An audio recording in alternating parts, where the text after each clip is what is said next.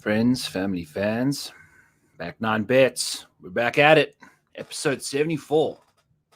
CHEZ-IT. The Fortinet Championship. First tournament of the full swing.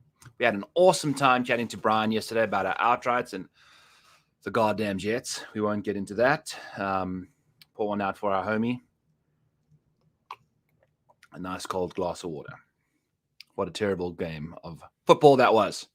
But this is not what we're going to be talking about. We're going to be positive and optimistic about golf as much as we can be.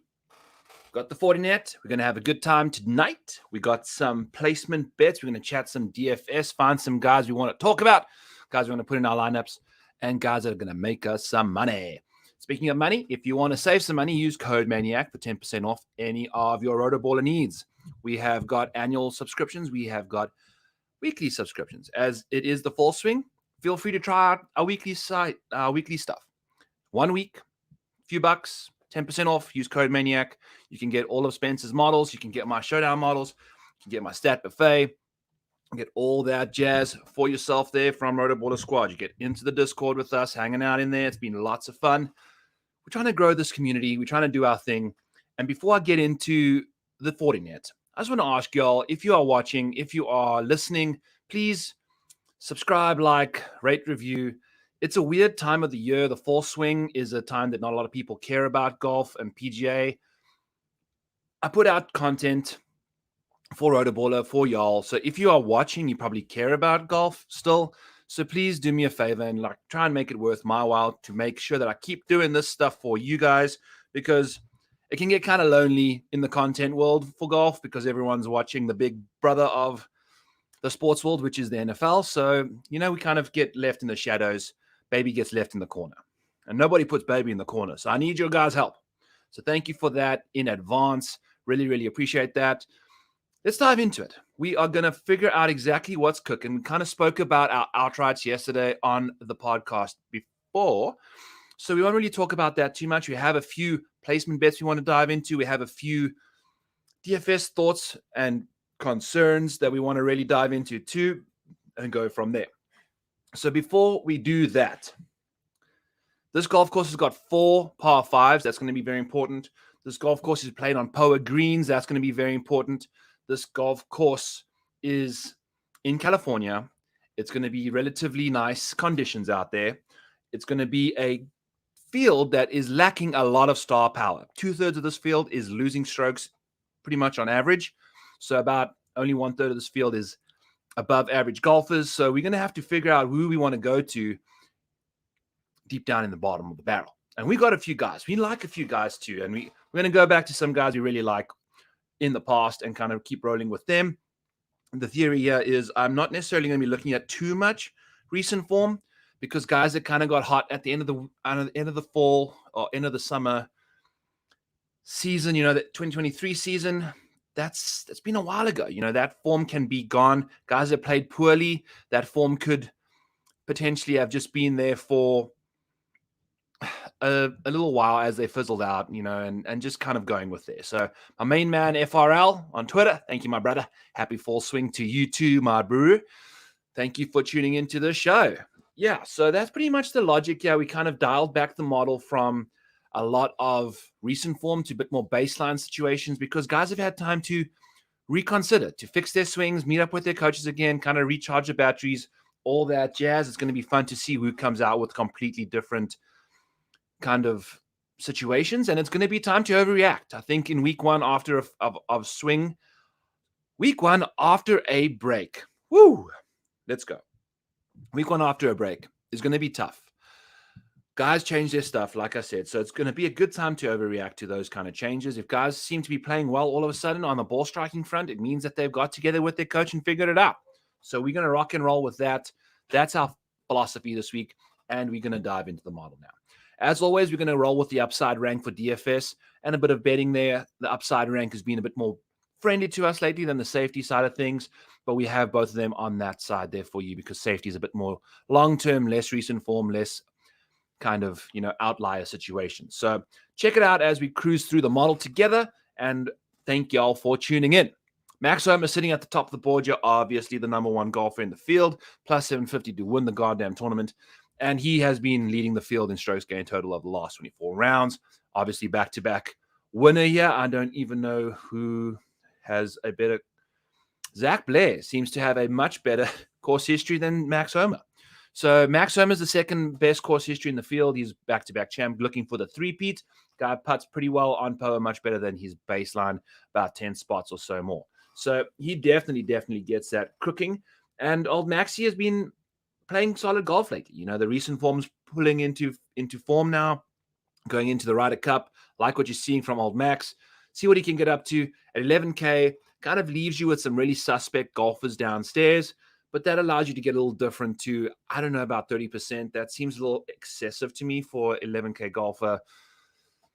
You know, once you start building these lineups and you see who you have to click down there, it's kind of tough to keep an 11K guy in your lineup. So he's going to definitely find his way into a lot more of my multi-entry builds versus the single entry situation there. I think I'm going to roll with a bit more balance because you got a quick drop off in talent before you kind of get to the bottom of the barrel. So I think that balance build in the single entries, 3-entry maxes are going to be the way I go about things to this week and see how that goes. But old Maxie on this course in particular, it kind of makes me wonder how he actually got to win this tournament twice. I know the power putting is there, but if you take a look at this guy's par 5 scoring in this field, he's 33rd in the field in par 5 scoring. Not very good. You know, Max's par 5 scoring hasn't typically been the very best. And there's 4 par 5s on this course, and that's where you get the majority of your scoring done. You know, there are other holes that you can dominate, but Max on the par 5s hasn't necessarily been there. He does dominate on the birdie front on other holes, par 3s in particular. That's his jam too.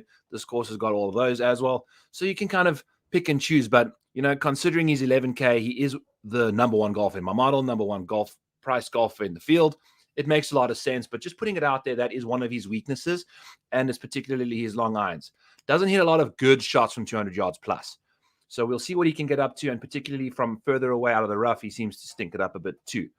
So what Max likes to do is really hone in on those wedges or those mid irons from 150 to 200. That's his jazz.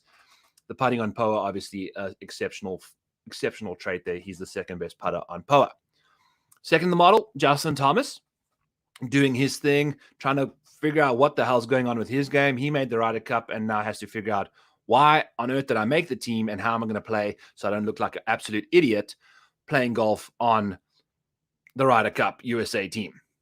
JT is second in the model somehow. I don't necessarily understand why. It must have to do with his more baseline stuff than his recent form.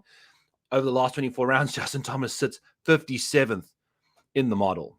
Yikes. So if we dial up that recent form a bit more, JT is going to start scooting down this leaderboard of the model. So we'll see what he can get up to. The par 5 scoring 17th in the field. Not ideal. But one thing that does intrigue me quite a lot about Justin Thomas is how good he is on POA relative to his baseline on other surfaces. 114th in the field in putting on all surfaces, but 16th and 12th from 5 to 15 feet and POA over the last 50 rounds for JT. So he's inside the top 20 on POA surfaces. Now, does that mean that, you know, we have the West Coast swing, which happened a while ago, and he started playing really bad after that, or what? Or is it just POA? That's his jazz. I think POA's kind of the thing that he can really roll with. So maybe that's something that can help him this week. I don't necessarily see any other area of his game that's really playing that well right now, and that's the problem. So something I've been thinking about, though, with golfers, in particular, guys that have a bad aspect of their game, but when you go to a course that you can really thrive in a certain area, does that help with the other areas that suck? For instance, Justin Thomas putting on POA.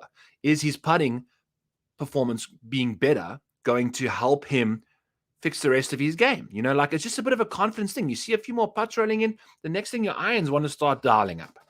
I think that's a definite situation you can find. So I've been wanting to research that. I'll be doing that in the fall, probably, just trying to figure out what, you know, why do these guys win these tournaments? What is going on? Is there a reason when someone has a certain golf course that suits their style of play, that shoot like JT from 100 to 150? The guy is a wedge factory, Guy just pumps out solid wedges, but even recently hasn't been that solid from, with his wedges. But in this field, relatively exceptional. So we kind of like Justin Thomas at the limited ownership that he'll be getting amongst all of these guys at 10-5. That could be a bit of a contrarian play in this field. He has had some time off. I know I've been fading him quite a lot. I don't necessarily like how he's been playing, but in this field, we got to look for some quality golfers, and I really like the idea that he putts well on Poa. I really think that's going to potentially bleed over into the rest of his golf, and we could see him, kind of thrive this week. So I'll be in on JT for a little bit. I'll also be in on CHEZ-IT at $9,800. I really like what he's been up to lately. The guy plays really good golf at this venue. He's played some solid golf to get the fourth best strokes gained history at Silverado Inn and Resort, North and Spa and North Course, whatever the hell that is, Silverado out there in Napa Valley. Old Scott Holdry is going to be out there, one of a friend of the pod, going to be out there watching Greg Chalmers, who we'll be talking about a little bit later, who is going to be our little dark horse down in the bottom here. But none of these top three guys in the model are going to be warranting any sort of a top 20 play from us, even though CHEZ-IT is plus 115. I don't have access to that number. So anything under minus 105 is not necessarily going to, plus 105 isn't going to help us. So that's the problem with CHEZ-IT, but he did start playing better golf towards the end of the season. The fun thing about this golf course is the fairways are super narrow. If you take a look at these key stats, go down over here, we go fairway width, 25 yards wide, Typical tour average is 39 yards. So if you take a look at this fairway width over here, it's a 35% decrease in width. That's a big deal. Now, it is a shorter course. It's less than 7,200 yards. It's a par 72, which means that there are par fives. So it's a short course with scoreable holes, obviously, and I think it's going to be rather soft. So we could expect conditions to be absolutely scoreable. And I think that's going to be important in order to make those birdies. So we'll see what these guys can get up to. But CHEZ-IT as well putts exceptionally well on Poa over the last 50 and from 5 to 15 feet. He is a California guy after all. So you know what? If we can find a number around plus 100, CHEZ-IT seems like the guy we want to roll out. But I'll definitely be playing him at $9,800. I love that price tag. I love his upside here. Kind of started getting his stuff together towards the end of the season again. And we'll be playing back in his home state, essentially. The first bet we have of the pod is Eric Cole. He's fourth in the model, third in the model for safety, fourth in the model for upside. The value there at plus 188 for Eric Cole is pretty impressive. The top 20 rate for him, not necessarily the best, but one thing I also want to add to the model in the offseason is kind of figuring out how to get these top 20 and top 40 rates working so that we can have it by strength of field, because in this field, I think that top 25 rate is acceptable. Max Homer is the only guy with a 61% top 20 rate. The next best T20 rate is what? 43rd by Peter Quest, and he's only played 7. So the next guy with 20 starts is 35th, so hits the gala. You know what I'm saying? So that's the kind of situation we're finding ourselves in this venue. And it's going to be important to remember that. If you're clicking on a guy's name and not necessarily liking that much, that's okay, because think about who's around him. Think about the other guys that you have to click. It's just the lesser of two evils, essentially the motto of this week. And we'll see what we can get up to. But Eric Cole, oh my God, I have him for an outright at 35-1. We'll also be betting him for a top 20 at plus 188. The reason we like Eric Cole is because his approach play has been exceptional and he can really, really putt well. Does really good golf on easy courses. He's fourth in the field in that department. And then when you get to birdie making and par 5 scoring, he's basically inside the top 11 in all those ranges. So we'll see what Eric Cole can get up to. He has now had some time to relax. He played a lot of golf to end the season, and he kind of started whittling off there. My biggest concern with Eric, and we're going to have to get a little lucky if he wins this tournament, is 5 of his last 6 tournaments, his round 4 has been lost strokes gained situation. He's lost strokes in 5 of his last 6 round 4s. The one round of those half dozen tournaments that he didn't lose strokes in round 4 was when he lost 5 strokes in round 3. So he doesn't necessarily like to be at the top of a leaderboard when it matters. Eric Cole will definitely be a first-round candidate. His first-round scoring average is the best of the 4. I love what Eric Cole can get up to in round 1. Outside of that, it starts plateauing down and kind of sliding pretty quickly. So we'll see what Eric can get up to. He's a definite showdown player for round one. I love Eric Cole's situation there. See what he can get up to, and plus 188 for a top 20 is a definite yes. Cam Davis had to be manually adjusted because I left the safety ranking for him there, 42nd. I adjusted his upside rank because that's the one we kind of go off of this week to 5th in the field. You know, the last 24 rounds, he's 3rd. He's been playing much better golf lately. This kind of golf course really suits his style of play. The fun thing that I've been waiting to talk about on this podcast is the fact that if you're going to be using accuracy only for your golfers, it can cause some issues for you because Cam Davis is a prime example of this. His accuracy and good drives gained for the season was 133rd and 135th in this field, which is very bad. He did have a very bad start to the season. That's also why his safety ranking is not so good because that's a long baseline. He started getting it together as the season unfolded and made a good charge up the leaderboard going into the playoffs. But when you take a look at his performances on golf courses that are less than 7,200 yards, his off the tee strokes gained is 3rd in the field, but his accuracy is 133rd. So he still gains a lot of golf strokes on these shorter golf courses, despite having that bad of an accuracy situation. So that's definitely something you want to bear in mind.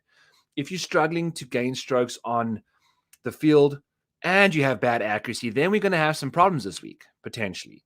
But if you've got one or the other, potentially both, that would be very nice. Then you're looking to cooking with gas here, friends. So that's what we like about old Cam.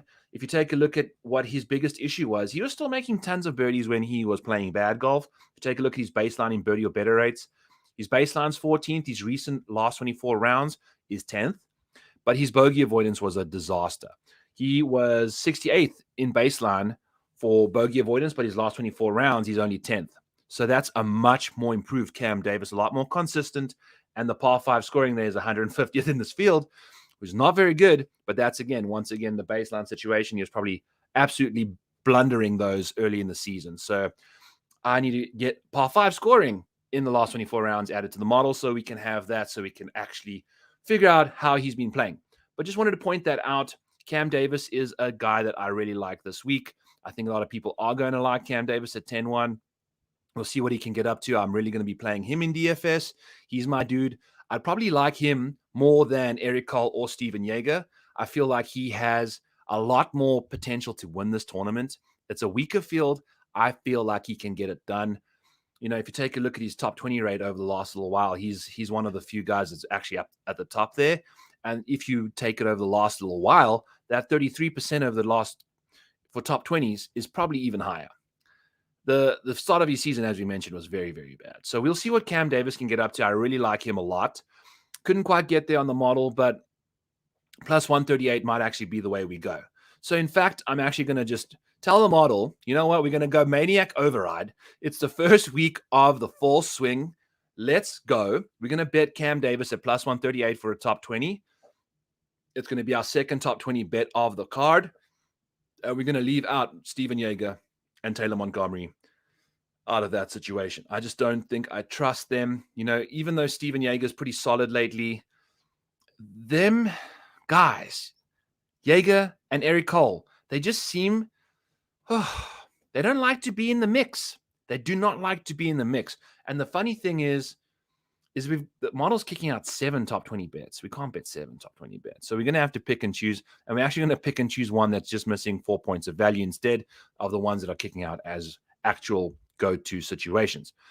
Eric Cole, Steven Yeager, 2 of the best safety ratings in the field. You know, that's what you're going to be getting from these guys. If you could find a nice top 40 number for both of them, that's where you want to go. But the top 20 number is not necessarily there. But I know it is not that big of a field. Strong, not so good. So we'll see what we can get up to. But playing Cam Davis, leaving Steven Yeager out, I'll be playing him in DFS, leaving Steven out of my DFS pool. I cannot speak today, but that's okay. You know what I'm saying. You can see what the screen's saying, and off we go. Brendan Todd's $9,400. He's 14%. If he's that kind of ownership, I'm down. Sign me up for that. We'll play him to top 20 rate of 19%. Not ideal. But if you take a look at what he got up to recently, he's 6th in the field in recent form over the last 24 rounds. Love to see that from the Todd father. Plays pretty nicely. on these kind of courses where accuracy is important. But the funny thing is, even though he's 5th in the field in accuracy, still 117th on these courses from inside 100. Still 117th on courses less than 7,200 yards, even though he's got that really good accuracy, right? But the thing is, he doesn't have distance. He's 156th in the field in distance, dead last, so he's not very good. And you know what the funny thing is? I never realized this, but Brendan Todd's height is actually not even that bad. He's actually a tall dude. Brendan Todd is a casual. I'm going to tell you right now, because I was out in Chicago. He's a tall dude. I don't understand how he's 6'3". Brendan Todd is 6'3". People, I don't understand this. This is what I realized in Chicago. I never realized how tall he is. Brendan Todd is 6'3", and he's one of the shortest hitters on the PGA Tour. I don't understand how that makes any sense. I saw this guy walking, a behemoth of a person, next to some other guy that I thought was a pretty tall dude, and Brendan Todd towered over him. He's 6'3", yet he can't even hit a golf ball like 280 yards with a driver. What are we doing, bro? What are we doing? You need to get that together. Like, I don't understand how you just don't gain yardage with like 6'3", and you're one of the shortest golfers on the PGA Tour. I don't know. What are we doing? What are we doing with that? So anyway, enough with that nonsense. $9,400, 14% owned. One of the best putters on the PGA Tour, but necessarily on POA is not the best. You know, he's 40th and 22nd on POA from 5 to 15 feet and in general, versus 17th and 6th from 5 to 15 feet and in general. So that's a concern to me. We're going to have to figure out what Brendan Todd's situation is, but he's still a very good golfer. You know, he avoids those bogeys, but his recent form on birdie side of things has not been very good. Hasn't been making a lot of birdies. That's not ideal. So we'll see what old Brendan Todd can get up to, but man, oh man, was that a very perplexing situation to have seen him in real life, towering over the guy he's playing with and just still hitting the ball 270 yards down the fairway. It is just an incredible situation. I could not believe what I saw. So that's Brendan Todd for you, folks. 7th in the model, 6'3" Brendan Todd. Taylor Montgomery's next up. Going to be very interesting. That ownership at $8,400, 22% owned, is probably being driven by the fact that he finished third year in 2022. And Brendan Todd, Taylor Montgomery is a better putter than Brendan Todd at times. He can be a very, very good putter. And I think he likes to putt in POA too. So we'll see what old Taylor Montgomery can get up to. Now, at 22% ownership, I was really in the mood to play Taylor Montgomery, but that ownership is a little too high for me for someone that's been playing this bad. If you take a look at his last 24 rounds, he's 63rd in the field. Ooh, that's tough to go to, friends. You know, at $8,400, we're going to be relying on a lot of things to go right. Off the tee, on approach, he just has not had it lately. The accuracy has been lacking. Even off the tee on shorter courses, it gets a bit better, but not nearly good enough. He's a very good wedge player, which is potentially why he might succeed around this venue. I don't know. Maybe if you want to kind of dodge that 22% and take a bit of a gamble on the plus 260 for a top 20, that could be a way to go about it. You know, this could be a bit more of a Corn Ferry type situation with a field like this. You could feel a bit more in his groove. But at 22%, I'm out on Taylor Montgomery. I'm sorry, I can't do that. Definitely going to be playing him at plus 260, though. We'll go with that. That's a bit of a risky play, but that's 2.5 units, you know, for one unit that you have to bet for Taylor Montgomery. And we can see how good of a wedge player he is. We're going to see a lot of wedges this week, friends. If we go to the key stats here once again, take a peek at how many wedges come from this area, and about a third of the shots come from 100 to 150 yards. So we'll see what he can get up to from that percentage there. I think I like that from him. And you know what? We'll let the public do their thing in the DFS at $8,400. And then old Monty can finish T17 and we'll call it a day, make our money. And that's not going to hurt us in DFS that much at 22%, although $8,400 is a bit of a steal. But the riskiness there is just too much. So plus 260 is a very affordable odds amount for a guy that can absolutely dominate at this golf course like he showed us last year. The putter can explode. So that's old Monty's Python. Bo Hostler is next in the model, 9th in the model there at $9,300, 12% owned. Bo Hostler is one of the guys that's similar to Brendan Cole and Steven Yeager. The closer they get to the top of the leaderboard as the week unfolds, the worse their golf gets. Bo Hostler is catastrophically bad when it comes to playing golf under pressure. The funniest thing is I was watching some Ian Poulter highlights for Ryder Cup because I'm going to miss him this year. He's one of my favorite golfers to watch play in the Ryder Cup. He's not playing this year, but old Pultz beat out Bo Hostler back in the day. And I think Bo's never been the same since old Poulter beat him. So poor old Poulter put Bo Hostler in a headlock and has never been the same since. But he's 9th in the model for some reason, and it's particularly because he putts pretty nicely on POA. He's a very good short game specialist. Around the greens, he's pretty dandy. I don't necessarily know what's been going on. He's been playing some solid golf to end the season. 13th in the field of the last 24 rounds. You get all in that. But, you know what you're going to get from Bo Hostler. You're going to be loving your lineups going into Sunday. And if he's in the mix, you're going to be loving them. And then he's just going to eject. I think he's going to thin bunker shots out of bounds. All that jazz. We've seen it all from Bo. The boa constrictor right underneath the Monty Python over here. So that's a kind of interesting little assortment of golfers the model popped out, especially with those nicknames. But we're going to go to the Gim Reaper instead. I love Doug Gim. He's kind of similar to JT, a ball striking savant lately. The guy has been cruising. 7th on approach, 11th off the tee recently, 11th in the field in strokes gained total. So he's been dialing it in. The good drives gained. He's very accurate off the tee, lacking distance. That's okay at this golf course. We said past 72, less than 7,200 yards. Love the setup for this guy. Plays immaculate golf out of the rough from inside 150 yards. He's a great wedge player in general, sitting there around about 21st in the field in strokes gained from the wedge situation. And we've seen how good his approach play has been recently, so that could be potentially even better. And then you take a look at Doug Gim's putting on POA, 44th and 43rd. We love what we can get from old Doug Gim over there compared to his baseline of 112th and 84th. That's a monstrous jump in performance there. He's actually 34th in POA minus base, which is really, really impressive for old Dougie. So we'll see what he can do. He's going to avoid those bogeys and kind of keep cooking. Over the last 24 rounds, he's 15th in the field in birdie or better rates. Absolutely love that about him. So there's a lot to like about Doug Gim at $8,000, and that's a perfect option and potential to pivot off of him, off of Taylor Montgomery, and go to the Gim Reaper instead. And then at plus 240, I love that top 20 for Doug Gim. If you take a look at what he's been up to on the tour, 16% of the time he's inside the top 20. But remember, this is the fall swing. We have got golfers playing this week in a field full of golfers that haven't made it into those signature events regularly. So when these guys do play these bigger tournaments, that's what's kind of holding back these top 20 percentages.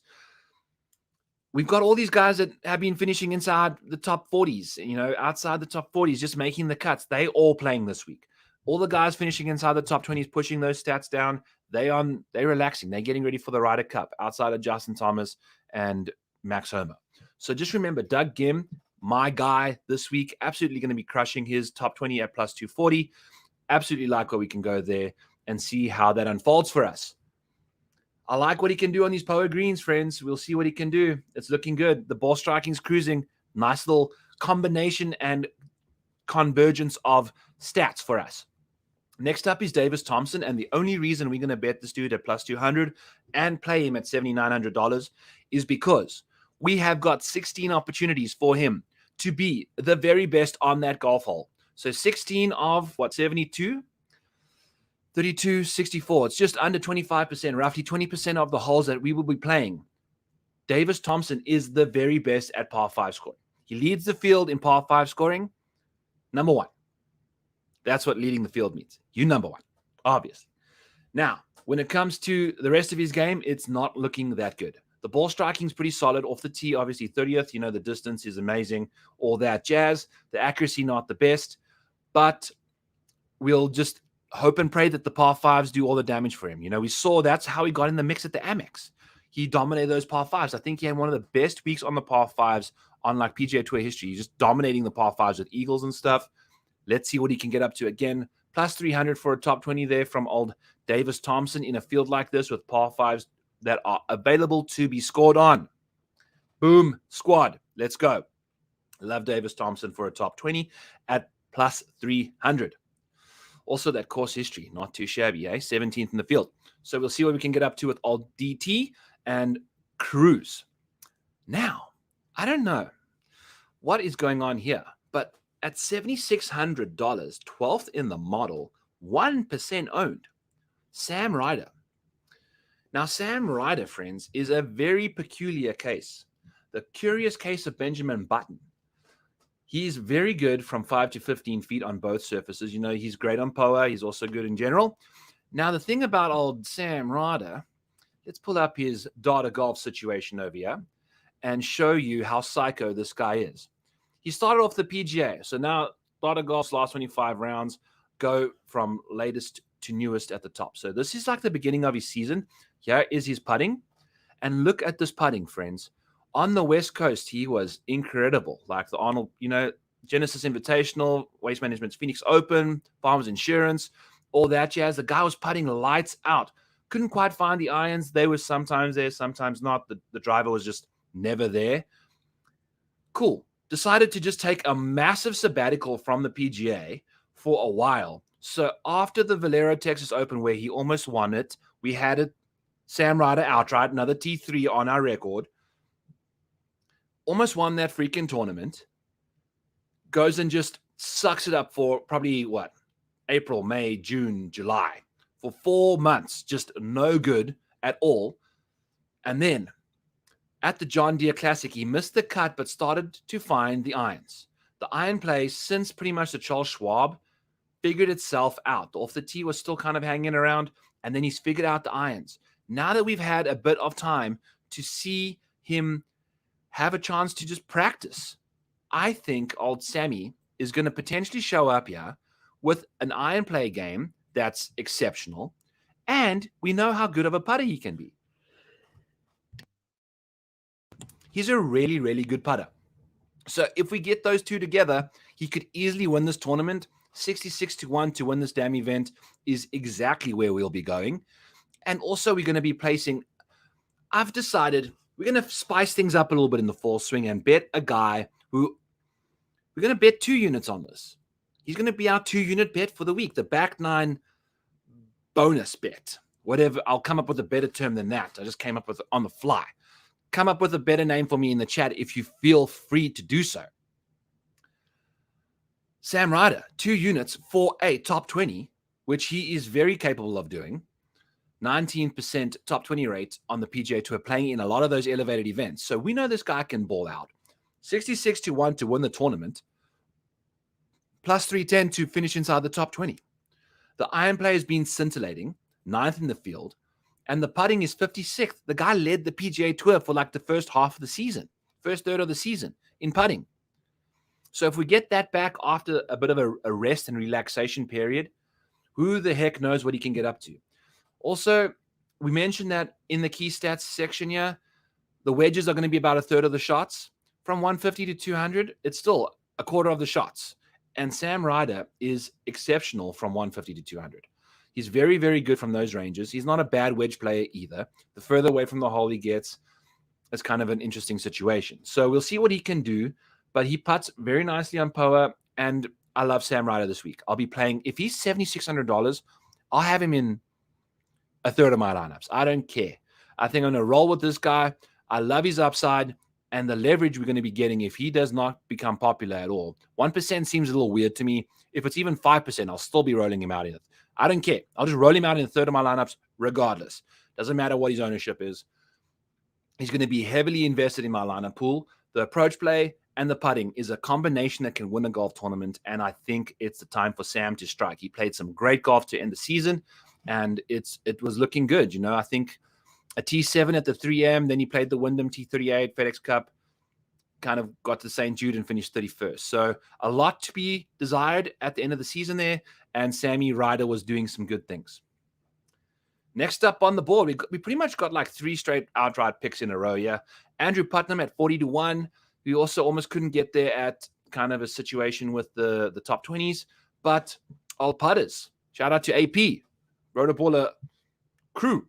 who got me this wonderful Masters Cup, actually. So, yeah, thanks to AP, we got a little Masters Cup that we're drinking our nice little water out of here. But Andrew Putters, is going to be the second best iron player in the field and the 8th best putter. Then we go to a golf course where he's the 25th best putter on POA, which is not necessarily the best of his splits. He putts a lot better on other surfaces, but that's okay. He's still a very good putter. He's still a very good iron player, apparently, over the last little while. And old AP can get it going here. From 100 to 150, the guy's a wedge savant. 4th in the field in strokes gained from 100 to 150. We said a third of those strokes are going to be coming from there on approach. So old AP's $9,100, 10% owned. Bogey avoidance rates through the roof. Par 5 scoring is 17th. So that makes a lot of sense. Probably lays up a lot on those par 5s, dials it in, gets it close. So we'll see what he can do. I love Andrew Putnam. Easy golf course scoring, 7th in the field. Absolutely love that. Accuracy, 21st. So a lot to like there. The off the tee on shorter courses, 72nd. He is lacking severe distance, but not like 6'3" Brendan Todd. He's a bit further than he. Now, the next guy I want to talk about is Nick Hardy. And Nick Hardy, friends, is also pretty much a splitting image of Sam Ryder. Nick Hardy's situation is very, very peculiar. Take a look at his beginning of the season. Disastrously bad. Couldn't get it together. Just a ton of, it looks like a Dexter episode to start the season. And then things start coming together. If you even want to take a look at the end of 2021, the iron play was so freaking good, man. Look at this iron play over here. Despite really sucking it up, the iron play was scintillating all the way up until like the Farmers Insurance, and then it kind of went south. It's kind of not found its groove ever since, but since the Charles Schwab, Nick Hardy has just become one of the best putter in the field. If you want to take a quick peek at Nick Hardy's situation, let's take a look at his putting over the last 24 rounds. $8,200. Take a look at that nice little pink box there, Scott Holdridge. First in the field in putting over the last 24 rounds. Now, if we get a little break for him to work on his iron play, like we saw coming out of the season last year, where he really came out firing, we can expect some seriously good golf from Nick Hardy. And I think Nick Hardy is 66 to 1, 60 to 1 on our card to win this tournament. He is the Zurich Classic winner, along with Davis Riley. He's $8,200, 12% owned. Sign us up for all of that, outright and in a lot of our DFS lineups. I love what he's been up to. 7th in the field in birdie or better rates over the last 24 rounds. That's a casual 31 spots better than his baseline. Sign us up for that. Blah, blah, blah. Take a look at what he can get up to. Now, the funny thing is he's a catastrophically bad from 100 to 150. Not very good, but maybe the iron play can get better. He's pretty solid outside of that. So we'll see what he can get up to. The putting, that can save the whole day. So if that's going to be the case, sign us up for Nick Hardy. Off we go. And then we're going to get Andrew Novak over here, friends, who you know if you've watched the show many, many times. He's our guy. $7,300 in a field like this is totally fine. Typically, he's in the 6K range. 0% ownership, probably going to be pushing up to 2%. You're going to tell me the guy that's 26th in the field in total strokes gained over the last 24 rounds is going to be 0% owned. I'm totally fine with that if he's $7,300. And what does Andrew Novak do that we like in the model? He's 15th in the model, Andrew Novak. So, Andrew Novak, bogey avoidance, 4th and 10th in the field. Absolutely delightful. Putting in general, 32nd and 21st. The power putting, not very good. But maybe that changes. He's been putting pretty well lately. That could be a thing we could see him do well. Again, what he does well off the tee over the last little while, last 50 rounds, shorter courses, under 7,200 yards. He's 27th in the field in strokes gained off the tee, despite being pretty average off the distance and poor accuracy. So when it comes to these shorter courses, he kind of gets it together. He's a short game guy, 27th in the field around the greens, 36th in baseline percentage over there. So give us some Andrew Novak, and the fact that he's 15th in the field in strokes gained out of the rough from 150 and out is also a nice little number, because I think that's going to be a very important thing. As we said, the fairway widths are 33% narrower than tour average. So Andrew Novak's going to be the guy that we're going to go to at this percentage. And we're going to have him in at least 10 to 15% of our 150 lineups. I love Andrew Novak this week. The easy scoring, not so good, but the guy is 0%. Sometimes you have to just play a bad looking player, inverted commas, and go from there. His safety is 71% of the time he makes the cut. Let's filter on safety and see where he goes. Andrew Novak is 11th in the field in safety. So you're going to tell me, you're going to give me a guy that is 11th in the field in safety of making the cut in a tournament that's missing a boatload of superstars. There's 7 of them, maybe, this week. Sign me up for a guy that's 0% owned. Sign me the hell up. So yes, if you don't want his ownership to go crazy, don't hit the like button. Hit the like button, please. Don't subscribe to me on YouTube, Back9Bets, please. Or don't rate and review Spotify or Apple. Please do that. But, we can live with the increase in 1% when this pod goes viral. So Sam Ryder, freaking Andrew Novak, our guys. We're going to roll with those two, see what they can get up to, and keep on cooking. Garrick Higo's been playing some solid golf lately. We like to see all of that, but we want to really talk about CHEZ-IT. CHEZ-IT finds himself 20th in the model in upside, 7th in the field over the last 24 rounds in strokes gained total, and 1st in the field in approach. CHEZ Factory, the name of the episode. Back9Bets, episode 74, CHEZ-IT. 1st in the field in approach over the last 24 rounds. Why? Because he's the best player in strokes gained from 150 to 200 yards. And then when it comes to power putting, he's 11th and 24th in the field. Delightful numbers. Birdie or better rates over the last 24 rounds. 36th versus 93rd. So he's been playing some good golf. Oh, and guess what? CHEZ-IT's got the best total strokes gained at this venue.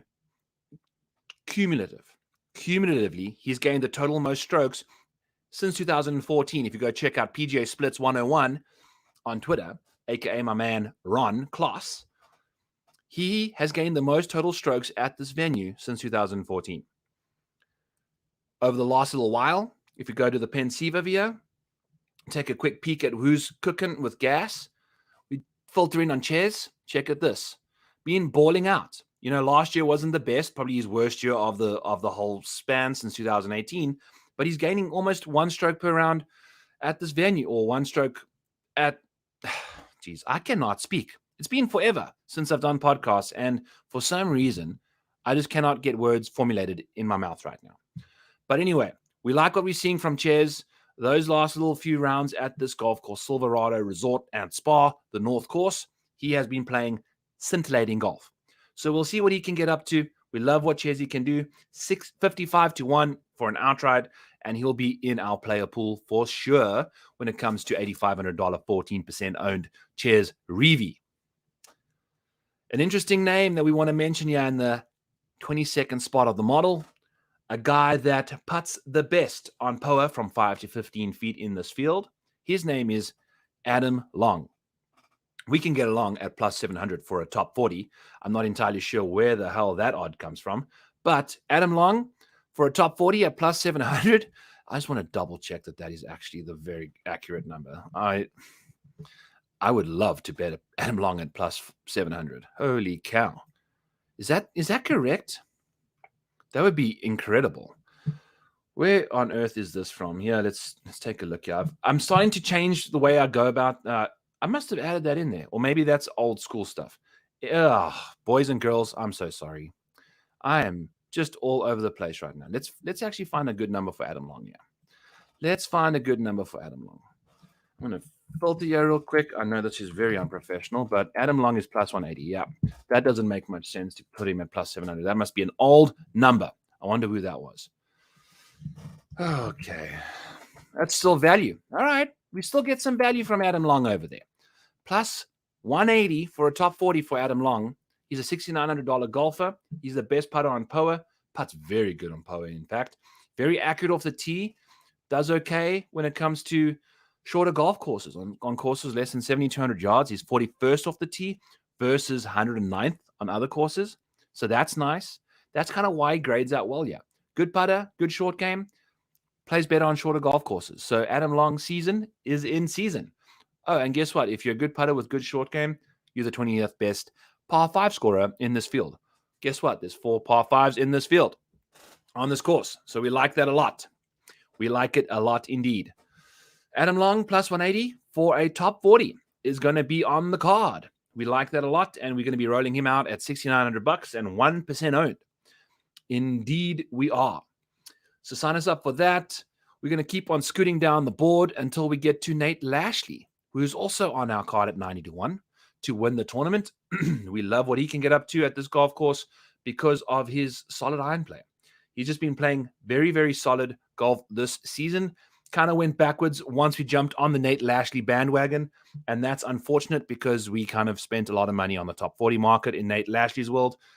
Not going to be doing that this week, but we'll be betting him at 90-1 in a field like this to win it. So know that we're going to be on Nate Lashley. 8% at $7,400 is a bit of a steep toll to pay, but we'll see what he can get up to. I'm not entirely sure what old nasty Nate is going to offer us, but we shall see. So that's what's cooking there. Now, it's kind of interesting to see old CHEZ-IT in the mix. $7,300, course history through the roof. Obviously, we just took a peek at the pensieve. I don't know if you're a Harry Potter fan or not, but the pensieve is what Harry Potter puts the memories in, and then you put your face in there and you go through a little world of travel, relive those memories. That's what we're doing here, looking back at past events. And CHEZ-IT in 2020 did he win this thing?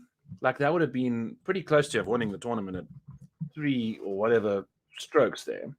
So that's what CHEZ-IT got up to in 2020. CHEZ-IT at the Fortinet. That would have been 2019, would it have? I don't know. Oh, well, we'll figure it out some other time. But CHEZ-IT played pretty well, the last time he played in 2020. Not so much the last time in 2022. But if we know anything about CHEZ-IT, we know that he can absolutely dominate on these courses like Harbour Town. Shorter courses, positional tracks that require a bit more accuracy off the tee than normal. CHEZ-IT can get that done. He does have a lot of distance for an old dog, but he still dominates on these shorter courses, and we'll see what he can get up to. Likes himself to putt. He likes poing. He's a power putter. He likes poing, and that's what we're going to be talking about here. So his recent form, not too shabby either. 41st in the field. CHEZ-IT, $7,300. Got decent course history, friends. Sign us up for that. Scooting down the board as we cruise along here. Webb Simpson, if you are a Rotoballer subscriber, I'll give you a little tidbit here for free if you aren't. But if you have access to Rotoballer, our premium site, use code Maniac for 10% off. He made it into the fortune cookie filter, which is the filter that you do on the model, and you take recent form, ball striking, off the tee, accuracy, and strokes gained off the tee on shorter courses. If you take weighted strokes gained from all these different variables, you take putting on POA, you take birdie or better rates, and you take easy scoring conditions. Webb Simpson, is the guy. He just gets it done on these kind of courses. So the recent form of 38th, not too shabby for old Webby. We'll see what we can get up to. He's going to be under 10% owned. He's $8,900. That's really spendy. But he made the fortune cookie filter. So we like what Webb can get up to. Dominates these par fives. He's short and crisp around the greens. And if you take a look at what his problem has been, oh boy. The birdie or better rate's not necessarily the best. But the bogey avoidance for his baseline was 104th in the field. And now it's 10th. So he's gone from being just a bad, reckless golfer to a lot more in control, which is ideal. That's not terrible. That's what his game is. If we can get the putter cooking a little bit better on some POA greens, where we see he actually gains a lot more strokes putting on POA than he does on other courses, Webb Simpson can get it going. So hopefully old Webb can get it going for us here at $8,900. He's the cover child of the Stat Buffet on the Rotoballer website there, 10% off if you use code Maniac, if you're not already a member of the team. Who else do we like down here? Justin Sir, $8,600 is an interesting character. Obviously, he's going to be favorable this far down the model, but his price tag's high because, that's how things go. A great putter, but struggles to get it done over the weekend. I mean, we've spoken about this on the pod many, many times. His safety of 89% cut making rate, right? 19 starts, he's made 89% of the cuts in those 19 starts. Yet, only 37% of them were top 40s.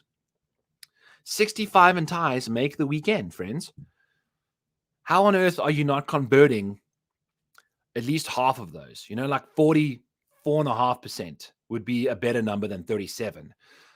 Ideally, you want to do it even more than that. But, the conversion rate there for Justin Sir, is not very good. So that's a concern. Play Justin Sir in Showdown, play him for first round leader. I don't think I want to play Justin Sir for week long. He's appealing. He's a, relatively popular at 12% for $8,600. But the problem with him is he just goes completely backwards over the weekend. I don't understand why. I don't understand how. But Justin Sir just cannot get it together once the weekend rolls through town. We got a few guys that are going to be actually, how do we pass up on Trevor Cohn? Trevor Cohn, just a beast off the tee in general, got tons of distance. He's $6,700, 34th in the model. We get our first 6K guy, 34th in the model. Oh, we have Adam Long as well, but we've already spoken about it. We like Adam Long. Trevor Cohn, $6,700. He's going to be unowned. Unowned coned is Trevor. And he's very good out of the rough from 150 and out, which is ideal. What does he do well? He makes a lot of birdies generally, not so much recently, but that's okay. We've had some time off to reset, and off we go. Decent par 5 scorer, 33rd in the field for a guy that's $6,700. Sign us up for that. What does he do well? The ball striking. What does he do bad? The short game. That's just pretty much what you're going to be getting. He's $6,700. He makes about half his cuts. I'll take it. If you're looking for a 6K guy in this kind of a field, it's not going to be pretty. Adam Long, Trevor Cohn are two options in that range. It's going to be rough. That's why we said, like having a Max Homa in your lineup is going to make you have to click one of these guys in the 6K range. And that does not look appealing. So just know that that's what you're going to get from Trevor. What else do we like from Tano Goya? This dude has been really, really solid over the last little while when it comes to making cuts. 62% of his weekends are a success. He makes it to the weekend 62% of the time. And he's been playing in some of these bigger tournaments too. The conversion rate for him is pretty poor too. He's not going to be a guy that gets you high upside, but he definitely is going to try and make the weekend. For a $6,700 golfer in this field, like we said, this is a field where 2/3 of the field is losing strokes on average. A $6,700 golfer is potentially going to be very bad. In fact, let's actually filter by the price here and see exactly who on earth. Those are all guys that aren't playing this week, and go into the 6K range here, because the 6K range is gross. Got like Scott Piercy, love Zach Johnson in this range for sure. 6,900 smacks for him. But like in the $6,700 range, we got Cameron Percy, Robbie Shelton, Kevin Chappell, Kevin Tway. You got all these guys that like, what on earth are we doing? Kevin Kisner. We got all the Kevins. Kevin, everyone. Is there a Kevin Roy? Yeah. We got, holy Kevin range. Take a look at this, friends. We have got ourselves $6,700. Kevin Tway, Kevin Chappell, 66. Kevin Roy, Kevin Kisner. Holy buckets. We got the Kevins. All the Kevins seemingly have forgotten how to play golf on the PGA Tour, and they are in the 6K range. Do we have another Kevin down here somewhere? I'm getting completely distracted, but that's kind of hilarious. 4 Kevins in the space of $100 is quite funny. Where did Kiz go? Yeah. 4 Kevins in the space of $100. Unbelievable. But we don't like pretty much any of them outside of maybe Kevin Roy. He's not too shabby because he's iron play. Holy cow, his iron play is actually pretty good. The iron play is scintillating. It's 3rd in the field if you take a look at normal iron play, 6th in the field over the last 24 rounds. And what range? It's just good across the board, particularly good from 200 yards and out. There's a lot of those shots on this course, surprisingly, even though it's a short one. If you take a look at courses with this course has got about 25% of its shots coming from 200 yards out. There's 4 par 5s, remember? So that's what's going to be happening. Do we have our holes here somewhere? Oh boy. Yeah, we're getting distracted figuring our stuff out. The par 3s. What are the par 3s? The par 3s on this course are a casual 197 yards, 212 yards, 182, 189. So you're going to be getting long iron approach shots for Kevin Roy to excel on. And I like that from him. So give me some Kevin Roy. And then if you want to just go completely off of stats and having made cuts, Cody Gribble likes to dribble into the weekend. The Gribbler is a dribbler, and he likes to do it on the weekend. 64% of his 11 starts have made it to the weekend. So what's that, like 6 or 7 of those 11 starts? He's made the cut. Off the tee, he's pretty solid for a guy that's $6,600. He's a good drive beast, 6th in the field in that department, and he's pretty solid inside 150 yards out of the rough. We've seen this golf course is narrow fairways. What is the fairway hit rate here at this golf course? Let's take a look at that just to make a quick little peek. Oh boy, we are all over the place here, friends. The driving accuracy, it's way down. 17% less than tour average at this venue. So important to hit the fairways here. If you aren't, it's important to be playing well out of the rough, even though the rough isn't that thick. Kevin Roy excels out of the rough inside of 150. And like we said, a third of the shots are coming from that range. So we like Kevin Roy a lot. He's going to be one of our guys in this range. Absolutely going to go to him. Satoshi Kodaira, model breaker. He typically does his thing. I don't know, makes a lot of cuts in his 11 starts. He's been pretty jazzy, but it's mainly because of his short game and accuracy off the tee. So Satoshi, $6,500. I'm about to start sneezing. Any other guys we're kind of fancying down in this range? Not necessarily kicking out any guys we kind of like. If you're looking for a guy that can absolutely putt lights out, Brian Gay is that dude. He is incredibly good on the putting surfaces, and he's kind of accurate off the tee-ish for a guy that doesn't hit very far. So sign us up for some Brian Gay at $6,200 if you kind of feel that way. And then another short game beast is going to be Greg Chalmers. Like we spoke about already at the top of the show with old Scotty and his pink box, Greg Chalmers makes a decent amount of cuts. For a guy at $6,100 in this field, in the 5 PGA Tour starts he's played in, he's made the cut twice. So you've got about a 40% chance that Greggy's going to make the weekend. And I feel like this kind of a field on this kind of a golf course that isn't going to punish his driving distance, I like Greg Chalmers to do some dirty lifting for us in the bottom over here. So that's what's cooking, friends. That's exactly what's cooking over here on Back 9 Bets, episode 74, CHEZ-IT. Just to leave you with the outrights, I don't know if I mentioned them all, but here are our outrights this week at not the Rocket Mortgage. This is what you call the Fortinet Championship. The 40, we're going to go with Eric Cole, 35-1. Andrew Putnam, 40-1. Ches Reavie, 55-1. Nick Hardy, 60-1. Sam Ryder, 66. Peter Quest, where is he? Why did we not mention him? What on earth is wrong with the model and not liking Peter? Peter, where are you? Peter the Pumpkin Eater, 67, 69. The putting, pretty solid. The around the green play, he can kind of blunder it a bit, but he's pretty solid from far out. We'll see what he can get up to. I don't know. He doesn't even have stats for the season. So Peter's been pretty solid. We don't mind him. And then Nate Lashley, like we said. So those are our guys we're going to be betting on. Good luck this week. Don't forget to sign up for rotoballer.com using code Maniac for 10% off. If you don't mind helping during the full swing, help me get a few more clicks, help me get a few more likes, help me get a few more reviews. Let your family, friends know that, there's a guy that wants to show you some content and help you enjoy the full swing when other people aren't providing that content for you. It's a grind. It sucks sometimes to see the views go down. It sucks to see the clicks go down. But we're out here doing the God's work and helping you help me. So if you don't mind, that would be great. Have a fantastic Tuesday evening.